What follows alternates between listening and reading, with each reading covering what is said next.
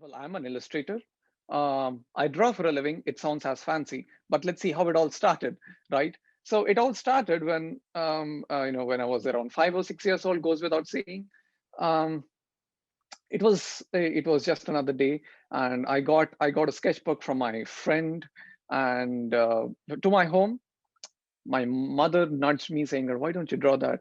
So I drew it. I drew some of it, and I'm going to take you through a series of slides, which would explain the entire process of where my journey has actually begun. So that's an interesting journey, at least for me. So this is where it all began. So let's say I come home, like I said, I draw something, and my mom says, "Okay, this sounds good. This really looks good." And it actually was enticing because she was the first audience I had, and I was like, "Oh wow, this is really interesting." I was just a kid. I was maybe like 5 or 6 year old guy, a kid who didn't know what he was doing. So the process was interesting. I kept drawing and drawing, maybe like through my when till when I was 8 years old or 9 years old. It all entertains you up to an extent, right? So what after that? I think that was when, of course, parallelly, I've always been watching Cartoon Network, and I've always been a fan of mini cartoons, just like any other 90s kid out there. I watched a lot of Popeye, Tom and Jerry, Johnny Bravo, SWAT Cats, and all the stuff.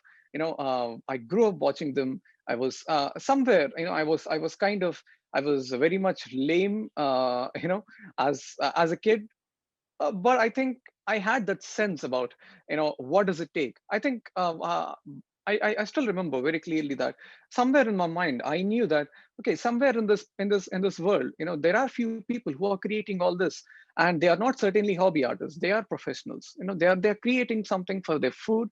At the same time, they're providing entertainment. They're providing memories. They're giving out memories for us to cherish for the rest of our lives. So that was something which was extremely inspiring to me. So I started to draw all of them, literally.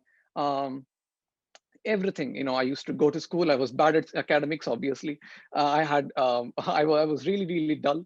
So almost like a daft person. So I was just sitting in the back of the classroom, and started drawing all the things, whichever was visible or whichever was in my mind. Could be cartoons. And after that, it only extended up to an extent again, like maybe till I was 10 or 11 years old. So something or the other kept on pushing me, some external source. It was my mother in initial phase, it was Cartoon Network, and what was later on, which actually pushed me into the zone, like when I was actually arrived at a good consciousness. Let's say, that was when things changed, for me, at least as a kid.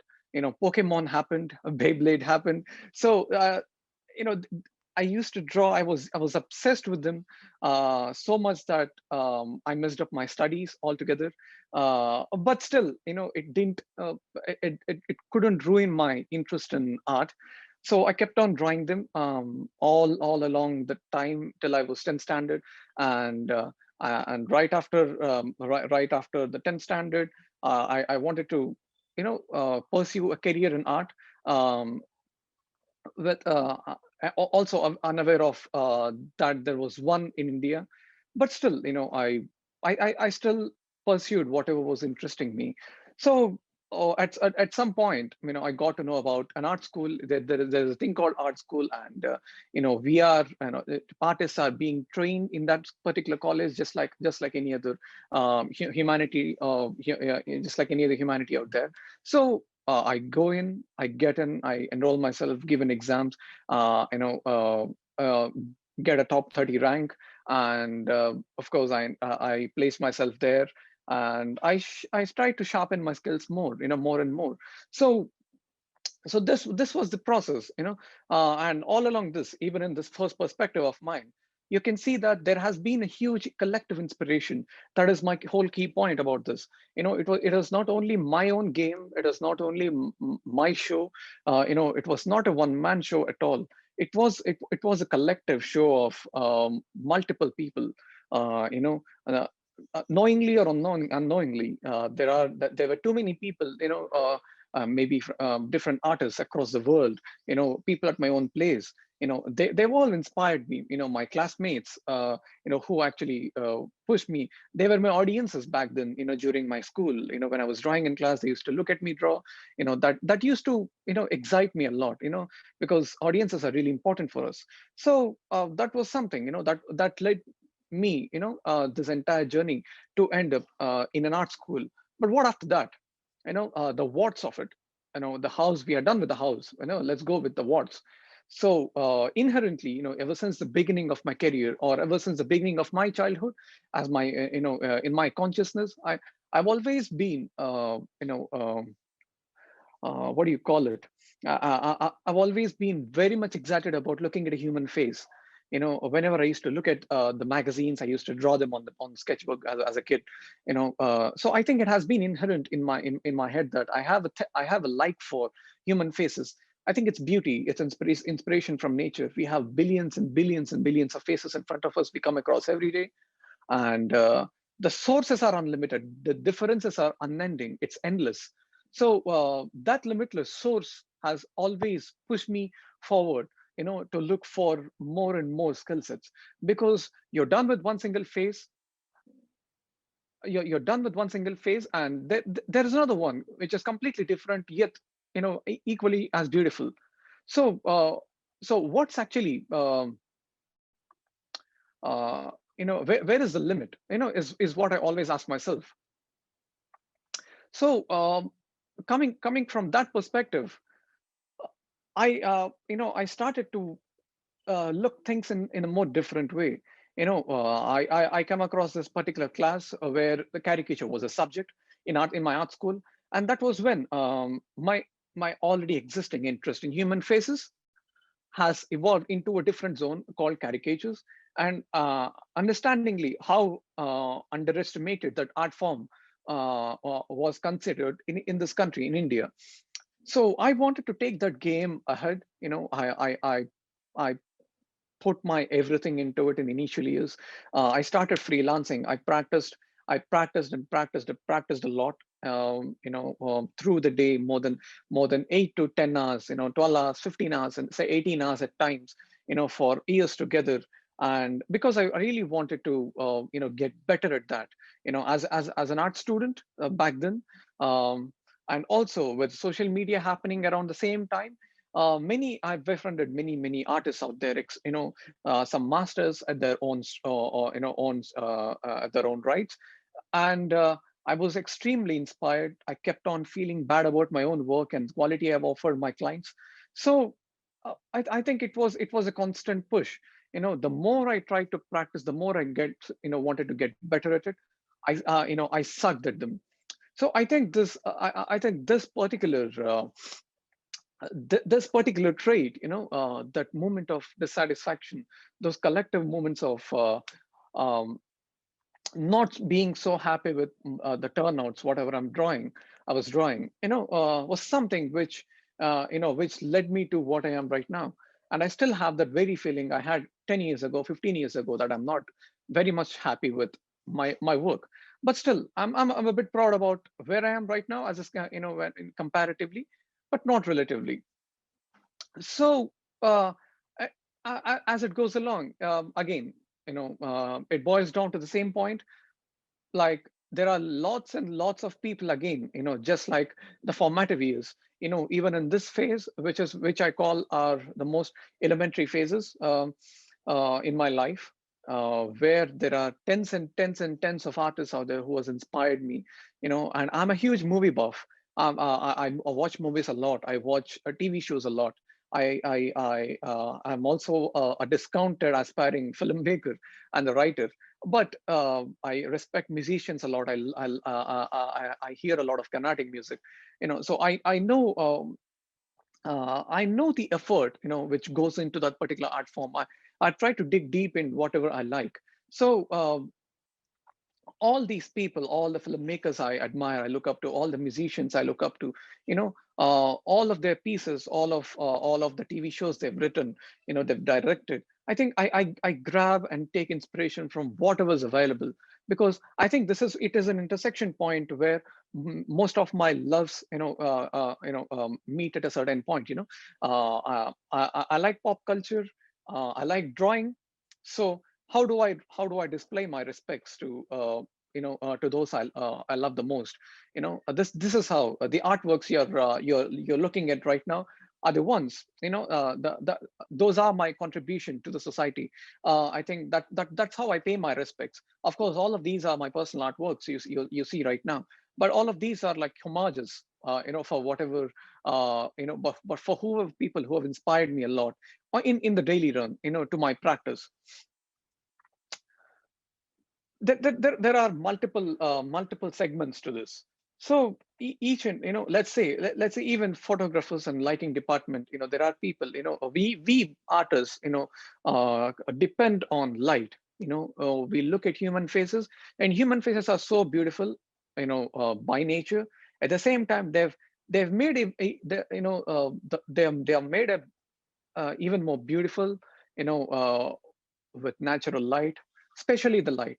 We play by the rule of light. That's what I really consider. The photograph, the lighting game, elevates, enhances the process of us. So that's what, I would like to acknowledge to all of the creative individuals out there. So I always, take inspiration from all the photographers available whenever I begin an artwork. you know uh, this is what I look up to. This is what I look at. Like, how's the reference? How's the light on the face? Are the shadows subtle? Are the highlights subtle? Is it too exposed, or is it too saturated? So all of these, again, it's not my game. It's the game of photographers from across the globe. Who's actually contributing to that particular piece of mine I'm drawing at the moment. So many of these pieces you're seeing right now are the byproducts of the very same. For example, I like I said, I love movies a lot, but as an artist, how do I extend my gratitude to whatever I've learned from the director, or whatever I've learned from the movie shots, the cinematography, or the lighting aspects? I just display my own, I display it from my own skill sets I acquire. So this is how I display my gratitude. I pay a lot of respect to the actors, to whatever the values they've provided, and for whatever the contribution they've made to the art society out there. So, and it's always good to find myself at a certain point, you know uh, where I directly go and meet those things which I always looked up to. Just like what I've done with Stranger Things. Like I said, I've been a huge fan of TV series, movies, and all. And at that particular point of time, just like millions out there, I was looking at. I'm really grateful for the offer, because I think this is what I'm actually meant to do. All the things which have led me from the day I started drawing, ever since I was a child, it was every event was leading me to this moment, and after that to another moment. For me, it's a process. It's a process, but not a definitive moment. So let's stand on in the third perspective. Why? Many people ask me, like, what do you want to be? Like the cliched question, where do you want to find yourself, in like 5 or 10 years or 20 years after that? For me, like I said, it was never ever a definitive process. So for me, art is something which is limitless. It's meant to make us more liberal, not restrictive. If the process itself is meaningless for me if it makes me restrictive. Whenever I post a question like this, I just say that, well, I aspire to draw for the rest of my life. That's it. Nothing too complicated. Of course, I do have timely goals. I have goals, timely goals, and for time being, we'll be having a lot of timely goals, which actually, uh, advances our own skill sets for our own well-being as an artist, so that I can contribute myself that way to the society. For me, I've always been a person of the bigger picture. Whenever something art for me is an indefinitive process. I take it very randomly. I need more liberty. At the same time, I set timely goals. So yeah, my base philosophy has always been learning, and like I always say, I plead people to learn and let learn. So that's the purpose of life for me. And this was what I was talking about. This was what I've done, for Stranger Things. There were many other drafts, but this was the final ones, which was approved. Time flies, I guess. And for those who doesn't know Game of Thrones, so all of these, and this was a particular piece, which is a private one, not pertaining to any kind of show or movie, but for the sheer brilliance of the photographer and the model, I had to paint this because I think I found extreme beauty, and the subtlety and the simplicity of the prop on her head, so much that I found that to be an ornament. So the reason why I named this piece her crown. I named this piece as her crown because that piece of foliage on her head, it looked like an ornament to me, like a crown. So I think it makes a lot of sense. And of course, Stranger Things again. These are a couple of paintings I've done.